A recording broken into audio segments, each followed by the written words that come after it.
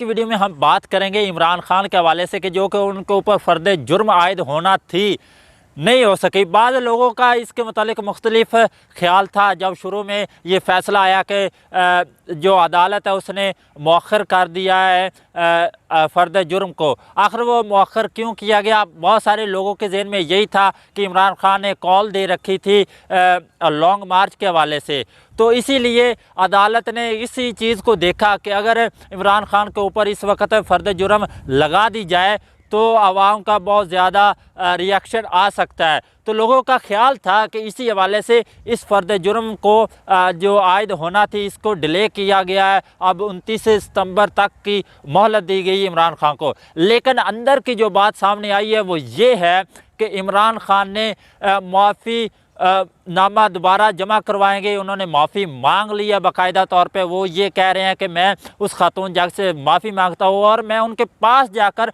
वजाहत देने के लिए भी तैयार हूँ। लेकिन यहाँ पे एक बात काबिल गौर है कि वो लोग जो ढोल लेकर बैठे हुए थे, मठियाइयाँ लेकर बैठे हुए थे, उन्होंने मठियाइयाँ यहाँ तक रखी हुई थी कि जैसे ही फैसला होना है इमरान खान के ऊपर आज तो फ़र्द जुर्म आयद होना ही होना है। लेकिन इमरान खान के बारे में ये बात गलत साबित हो चुकी है कि उनको सियासत नहीं आती। उन्होंने कई दफ़ा ये साबित कर दिया कि इस वक्त वो पाकिस्तान में सबसे बड़े सियासी खिलाड़ी हैं। जैसा कि पहले अदम एतमाद के दिन जिस दिन वोटिंग होना थी उस वक्त उन्होंने एक ऐसी चाल चली थी कि बड़े बड़े जो सियासी लोग हैं, ख़ुद को बड़े सियासतदान कहलाते थे, वो भी परेशान हो गए थे कि इमरान खान ने कौन सी चाल चल कर इस तमाम अदम एतमाद की जो तहरीक थी उसको धराम से नीचे गिरा दिया। तो इसी लिहाज से आज का भी जो दिन है वो इमरान खान ने इंतहाई हिकमत अमली के ज़रिए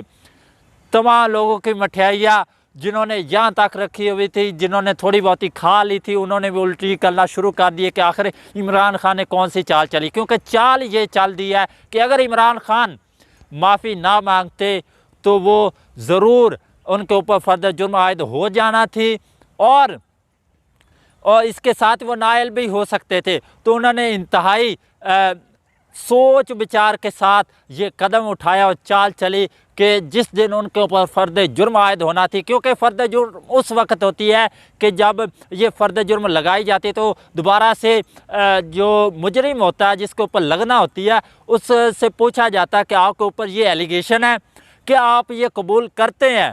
तो अगर तो वो कहे कि मैं कबूल करता हूँ तो उस वक्त उसके ऊपर फ़र्द जुर्म आयद हो जाती है। लेकिन वो इससे इनकारी हो जाए तो इस तरह से वो फ़र्द जुर्म डिले हो जाते। तो इसी तरह से इमरान खान ने किया कि उन्होंने माफ़ी मांगना ही बेहतर समझा। तो इस वक्त शदीद गम गुस्सा है पीडीएम के लोगों में और तमाम इमरान खान के सियासी मुखालफिन के लिए कि आखिर इमरान खान करना क्या चाह रहे, क्योंकि इस तरह की चाल से वो बिल्कुल तैयार नहीं थे। क्योंकि वो समझते थे कि इमरान खान जो बात कर देता है उस पर डट जाता है, लेकिन ये भी तो है ना कि वो तो यू टर्न का भी बादशाह है।